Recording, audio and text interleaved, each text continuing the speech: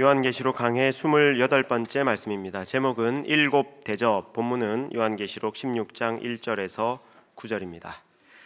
오늘 요한계시록 16장에서 요한계시록의 몸통부인 일곱인 일곱 나팔 일곱 대접 시리즈의 마지막인 일곱 대접이 쏟아부어집니다. 일곱 대접은 인류 역사에 누적되어 온 악과 악인에 대한 하나님의 진노, 하나님의 심판입니다.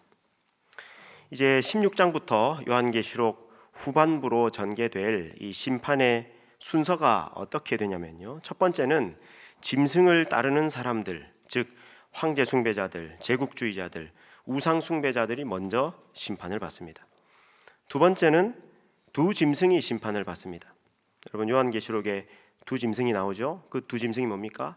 바다 짐승, 땅 짐승이죠. 바다 짐승은 야만적인 권력자, 황제, 제국주의를 의미하고, 땅 짐승은 그 바다 짐승을 경배하게 하는 거짓 선지자, 황제 숭배 종교를 의미합니다. 두 번째는 이 두 짐승이 심판을 받는 겁니다.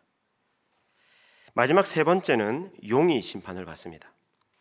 자, 여러분 순서가 어떻게 된다고? 첫 번째는 짐승 숭배자들, 짐승을 따르는 자들, 황제 숭배자들이 심판을 받고, 두 번째는 두 짐승이 심판을 받고, 그리고 마지막 세 번째는 이 모든 악과 불의의 근원인 용 사탄이 심판을 받습니다.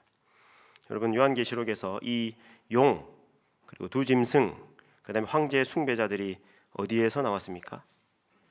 12, 13, 14장에서 나왔죠.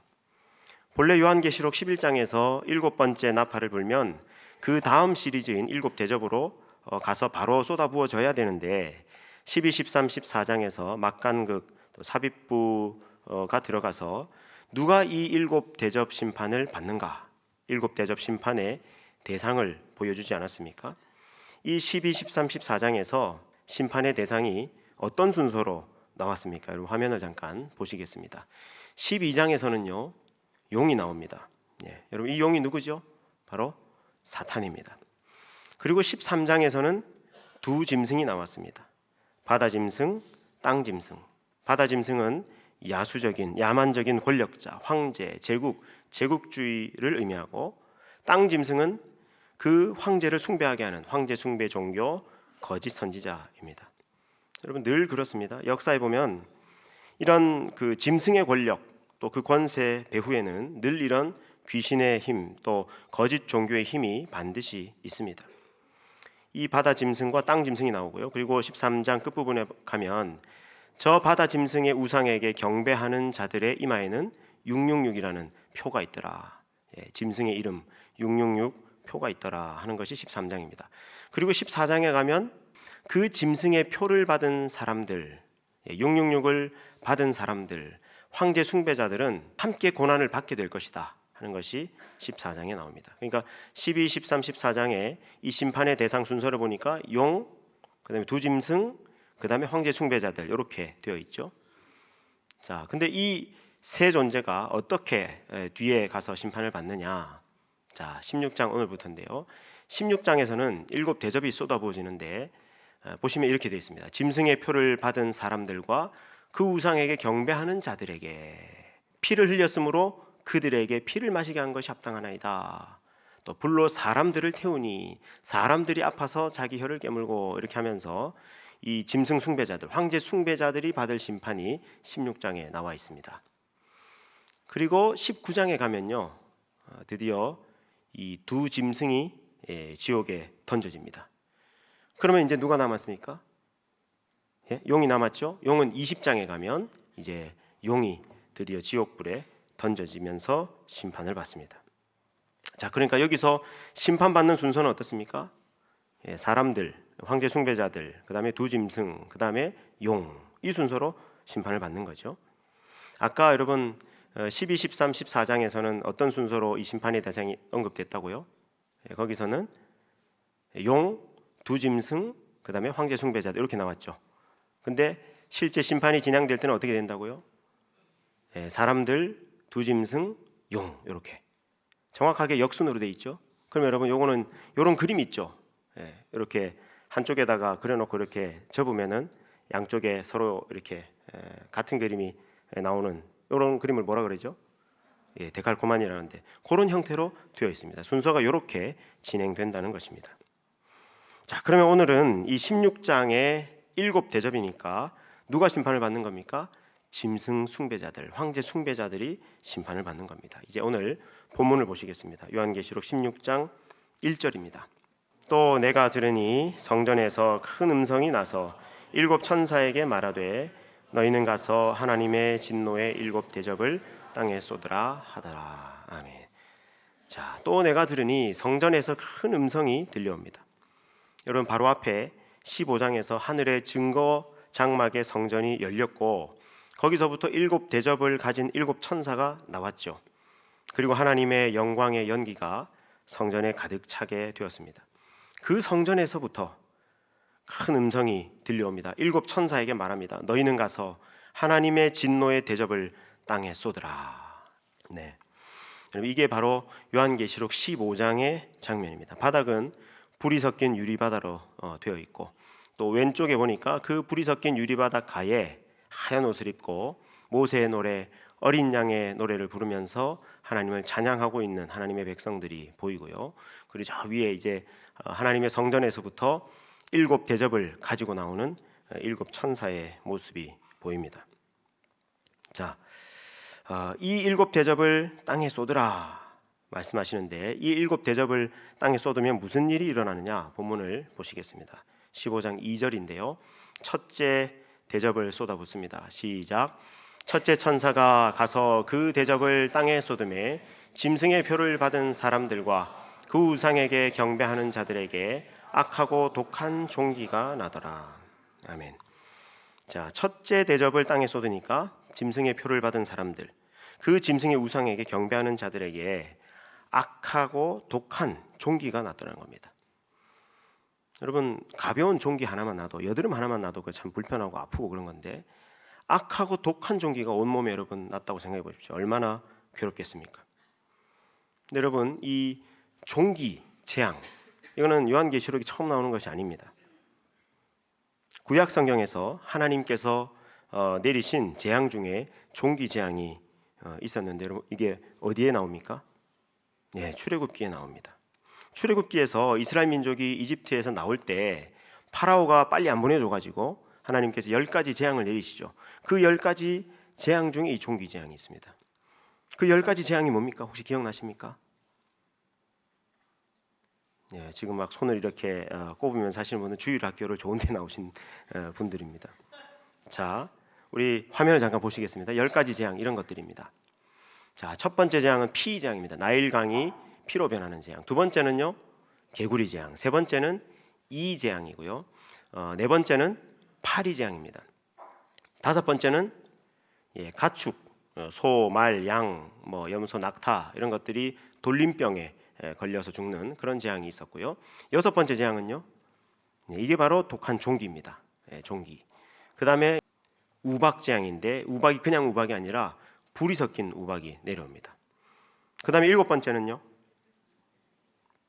메뚜기 재앙입니다. 메뚜기 재앙. 그 다음에 일곱 번째가 아니라 여덟 번째. 그 다음에 아홉 번째는요, 흑암 재앙입니다. 흑암, 캄캄해지는. 그 다음에 열 번째 재앙은 처음 난 것들, 이집트에서 처음 난 것들, 장자들의 죽음. 이게 10가지 재앙입니다. 그럼 그 중에서 요것들, 피, 개구리, 종기, 또 우박, 또 흑암 이런 것들은 잘 봐두시기 바랍니다. 이게 요한계시록 7대접에 등장하는 10가지 재앙 중에 하나들입니다. 자, 마치 이집트 10가지 재앙 때처럼 첫째 대접을 땅에 쏟자 666을 받은 사람들, 짐승을 따르는 자들에게 독한 종기가 나타납니다. 여러분 요한계시록 이 7대접 부분은요, 이 15장, 16장은 출애굽기의 이미지를 계속 떠올립니다. 여러분 15장에서 홍해를 연상시키는 불이 섞인 유리바다가 있었죠. 모세의 노래가 나왔죠. 그리고 증거 장막이 있었죠. 그리고 또 10가지 재앙도 나오죠. 계속 출애굽기의 이미지를 떠올립니다. 무슨 얘기냐? 이 요한계시록 심판, 마지막 때의 심판이 출애굽기의 여러 사건들과 닮았다 그 말입니다. 이제 3절 말씀을 같이 읽겠습니다. 둘째 시작. 둘째 천사가 그 대접을 바다에 쏟음에 바다가 곧 죽은 자의 피같이 되니 바다 가운데 모든 생물이 죽더라. 자, 둘째 천사가 대접을 쏟으니까 바다가 피가 되었다. 그래서 모든 바다 생명체들이 죽더라. 셋째 천사 16장 4절 시작. 셋째 천사가 그 대접을 강과 물 근원에 쏟음에 피가 되더라. 아까 두 번째 대접을 부을 때는 바다가 피가 됐는데 세 번째 대접을 부으니까는 강물과 샘물이 피가 되었다는 겁니다. 여러분 이 바닷물 또 강물이 피가 되었다. 이거 아까 이집트 10가지 재앙 중에 있었죠. 첫 번째 재앙이지 않았습니까? 자, 그런데 앞에 2번 대접을 부을 때까지는 그 대접을 부었다고 해서 뭐 별다른 메시지를 하지 않습니다. 근데 셋째 대접까지 붙고 나니까, 즉 바닷물이 피가 되고 강물 샘물이 피가 되고 나니까 메시지가 들려오는 거예요. 여러분 그 뒤에 4번 5번 대접을 부을 때도 성경처럼 보십시오. 별다른 메시지가 안 나옵니다. 그냥 그 대접을 쏟아 부었고 그 결과 이렇게 됐다 이렇게만 나오지 어떤 메시지가 나오지 않아요. 근데 2번 3번 대접을 붓고 나서는 메시지가 들려옵니다. 그게 5, 6, 7절인데요. 여러분 보십시오. 자, 5절에 내가 들으니 물을 차지한 천사가 이르되, 천사가 외칩니다. 자, 우리 천사의 외침 전에도 계셨고 우리 같이 한번 읽겠습니다. 시작. 전에도 계셨고 지금도 계신 거룩하신 이여, 이렇게 심판하시니 의로우시도다. 그들이 성도들과 선지자들의 피를 흘렸으므로 그들에게 피를 마시게 한 것이 합당하니이다. 아멘.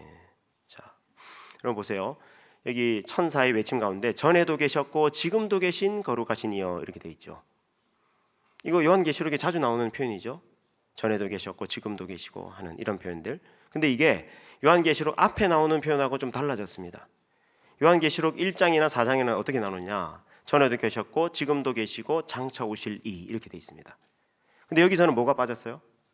장차 오실 이가 빠졌죠. 근데 본래 여러분 전에도 계셨고 지금도 계시고 장차 오실 이 이렇게 해야지 전에도 계셨고는 과거, 지금도 계시고는 현재, 장차 오실 이 미래 이렇게 돼야지 맞는데 여기서는 지금 왜 장차 오실 이가 빠졌습니까? 오셨으니까. 이제 마지막 나팔과 함께 이 7 대접 심판과 함께 예수님이 다시 오시니까 장차 오실 이가 빠져 있습니다. 자, 그 다음에 이렇게 심판하시니 의로우시도다. 이 심판이 정의롭습니다. 그 말이죠.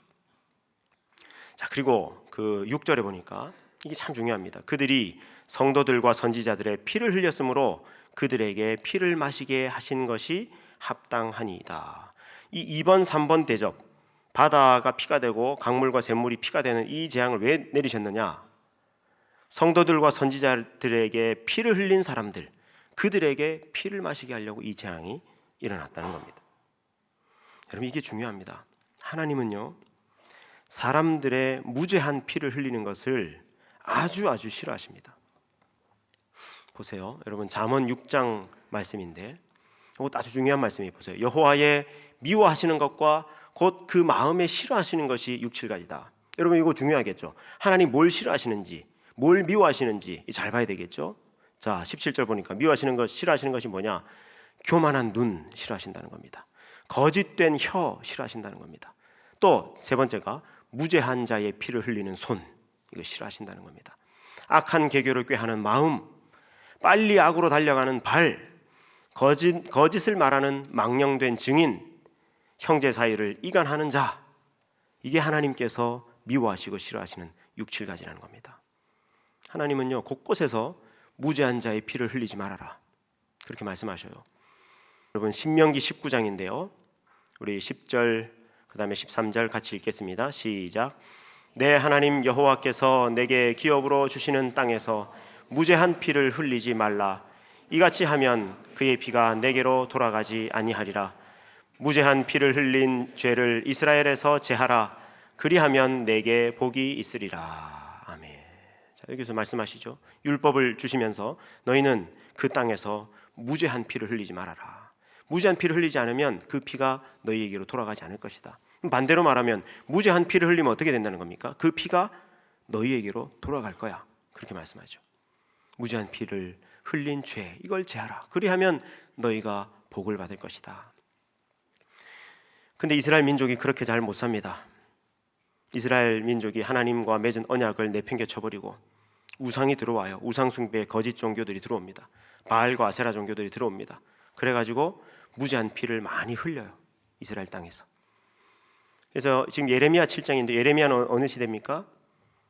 이스라엘 민족이 그 가나안 땅에 들어가고 난 뒤에 한참 시간이 흘러가고 나서 누적된 죄악 때문에 이제 바벨론에 의해서 심판받기 직전 그 상황이 지금 예레미야가 나타났을 때의 상황인데요.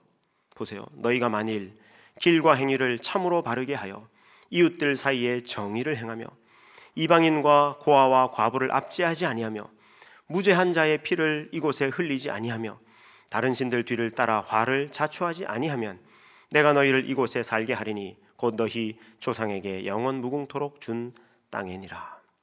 지금 이제 바벨론이 쳐들어와 가지고요. 이스라엘 민족 이 나라가 완전히 망하기 일보 직전입니다. 이제 그 상황에서도 하나님이 거듭 말씀하시는 거예요. 너희가 이렇게 하면 이 땅에서 쫓겨나지 않을 것이다.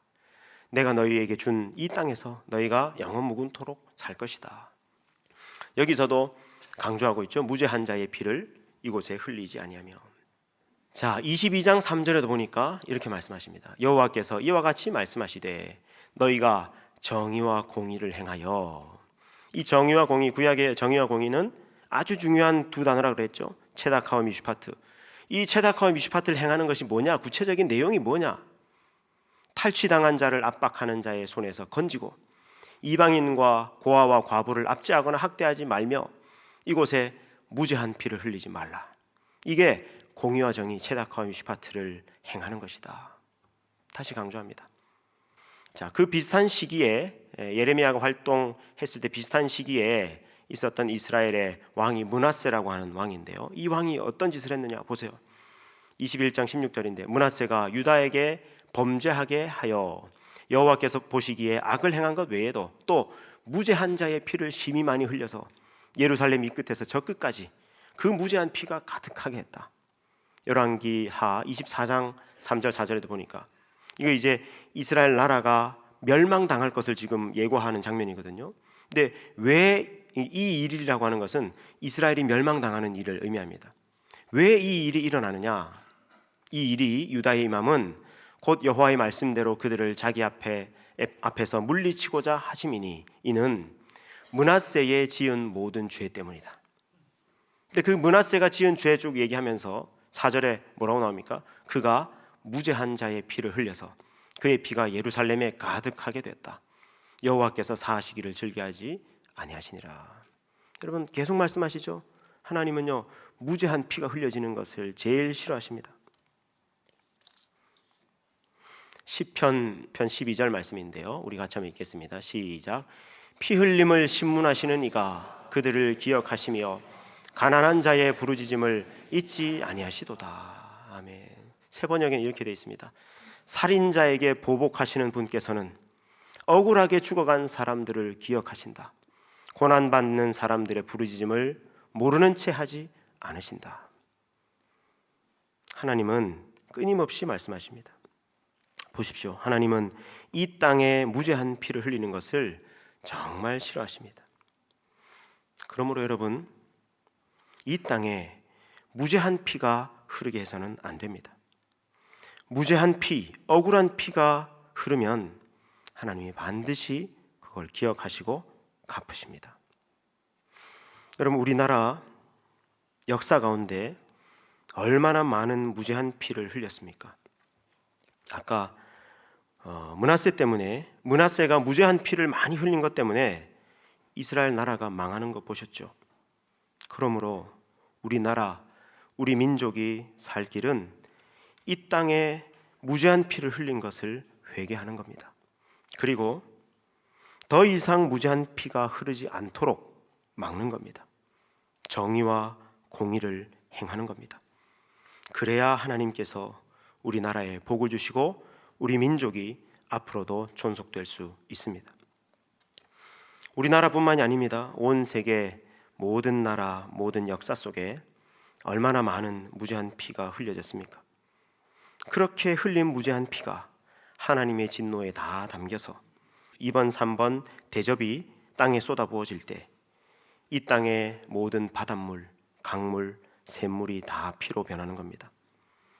역사 속에 무죄한 피를 흘린 악인들, 야수적이고 야만적인 짐승 숭배자들, 황제 숭배자들이 반드시 이 2번, 3번 대접 심판을 받게 될 것입니다. 이제 넷째 대접을 보시겠습니다. 8절, 9절 말씀인데요. 함께 읽겠습니다. 시작.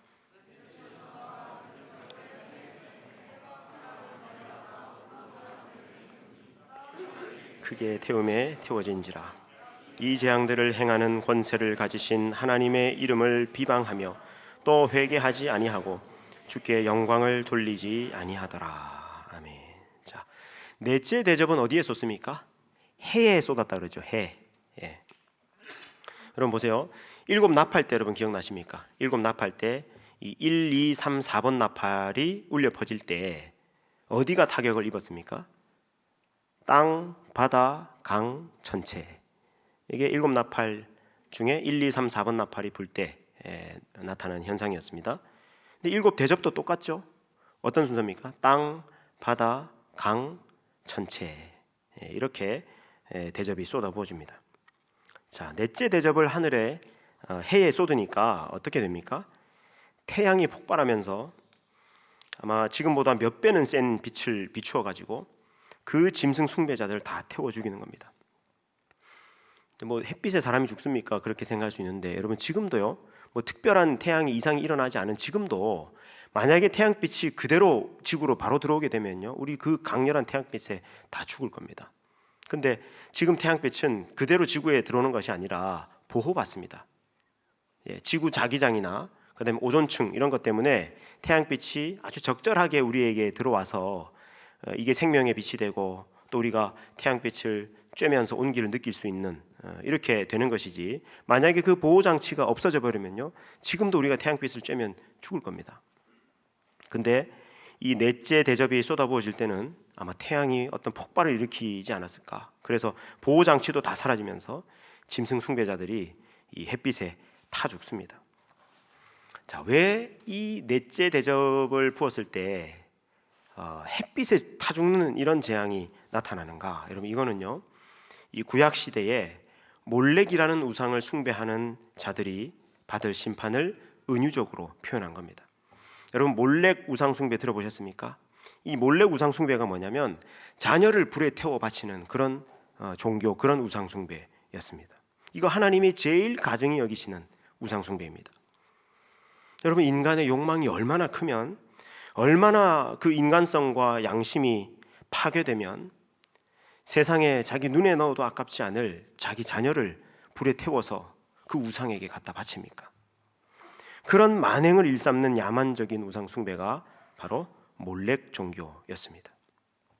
근데 여러분 아까 그 악한 이스라엘 왕 무죄한 피를 많이 흘려서 이스라엘 나라를 망하게 했던 그 왕 누구라고요? 이름 기억해야 돼요. 이 천하의 나쁜 왕이었는데 이 므낫세가 무죄한 피를 많이 흘렸을 뿐 아니라 뭐까지 했느냐?